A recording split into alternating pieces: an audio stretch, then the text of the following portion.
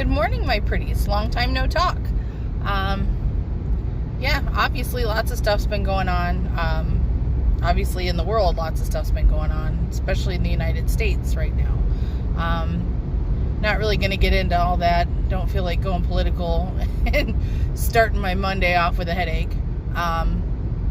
So anyway, just a quick update. I have been having as I've told you guys before, I've been having some heart issues, and they're getting progressively worse. So I had to have a heart monitor for a few days, had some blood drawn, some other stuff, and I'd expect my doctor to probably call me today or tomorrow just based on my blood test results.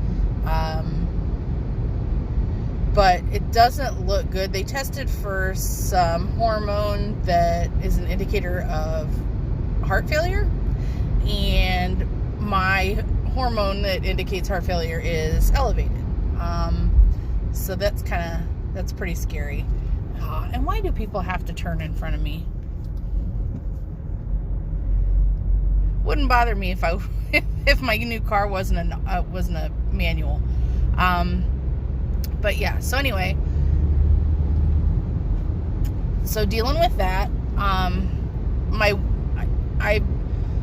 weight loss has been non-existent. I've been pretty much maintaining or gaining a pound or two here and there. So, and I've been doing some research about it, because what I was trying to do, and I told you guys this, is I was trying to eat, from when I was hungry until I was satisfied, not full.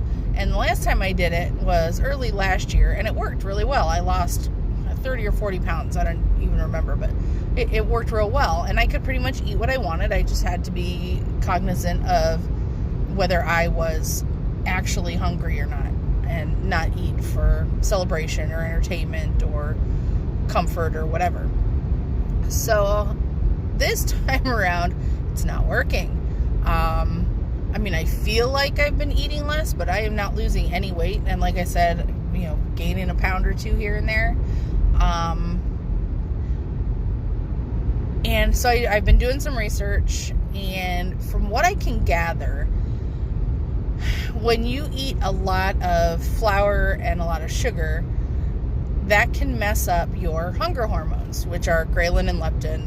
They let you know whether you're hungry, whether you're full, whatever. And apparently, if you eat a lot of sugar and flour-based stuff, that can kind of screw up those receptors and make them not as efficient, as accurate. So, and looking back, that's kind of what I've been doing, was eating a lot of sugar and flour and things of that nature. Sandwiches and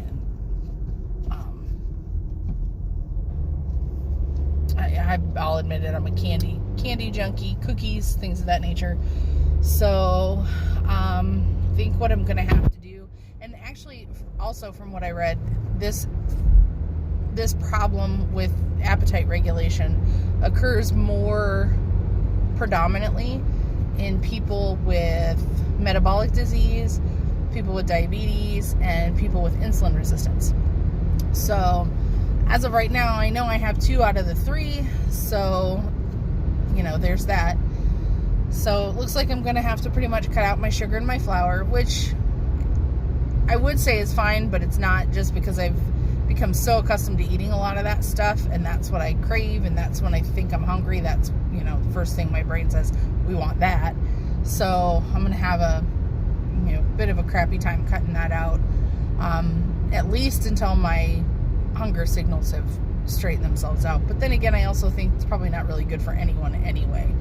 So if I do consume those things, it should probably be just like a special occasion type of a thing. Just because eating a lot of sugar and flour also does some other weird side effect things to my body that are kind of gross, and I'm not going to list them out here. So, so that's where I'm at with that. So wish me luck that I can get this weight under control, and then in turn also get this heart disease and diabetes squared away. I don't know if I can ever get rid of the heart disease, but I know I can at least mitigate it a bit and get a lot healthier and live a long life. So I don't really feel like dying young, so there's that. But yeah, so we've done some motorcycle riding and whatnot, and I told my husband the other day I'm turning into, pardon the expression, the blister bitch, because from the sunburn, I'd gotten a cold sore, which almost always happens, which I expected to happen. So I had a cold sore right here. Okay, cool. Well, then the one day John and I were transplanting hostas, and he said, oh, there's poison ivy there. I'm not getting in there. I said, oh, I don't get poison ivy. So I get in there and I pull all the weeds and stuff, because I've never in my entire life got poison ivy. Look at what blister bitch got. She got poison ivy. So then that's starting to, dry up and whatever, and I wake up yesterday with another cold sore. I'm like, this is just not my year. 2020 is really sucking canal water. I'm sure it is for a good chunk of people. But anyway, on a good note, I did get my first ever brand new car. John went one day while I was at work and bought me a 2020 Volkswagen Jetta. This thing is bad. Like I said, it is a manual shift, which I much prefer. Makes it much more fun to drive.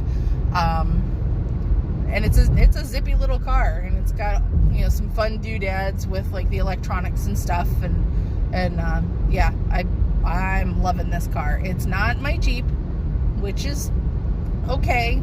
I will have another one someday. I do miss her terribly, but I'm also really loving this car. So thank you, sweetheart, for the car. It's a great gift.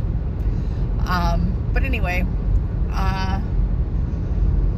so like I said, what I'm going to do, I'm going to cut my sugar and my flour, and I'm going to continue to do some mental work. I've had a couple of aha moments about why I think the way I do and what I'm thinking when I don't realize I'm thinking it. So that's kind of a little bit trippy. And my goal for this week for this is to start making my brain find the answers to good questions. Like, what if I lost all the weight I need to lose?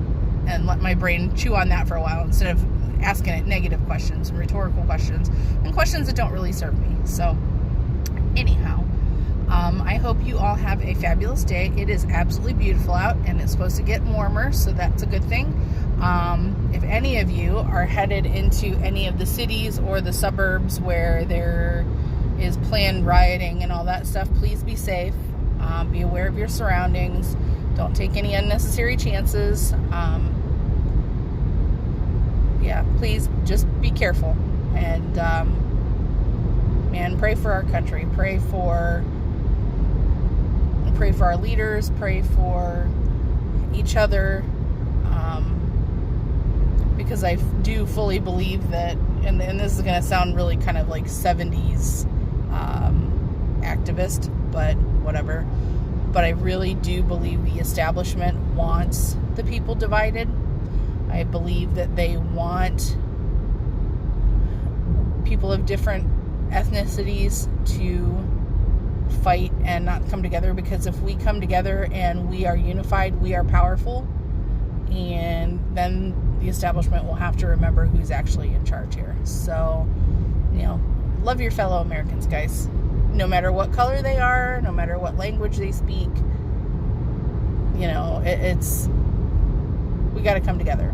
So be safe. I love you guys all, and we'll talk to you later. Bye-bye.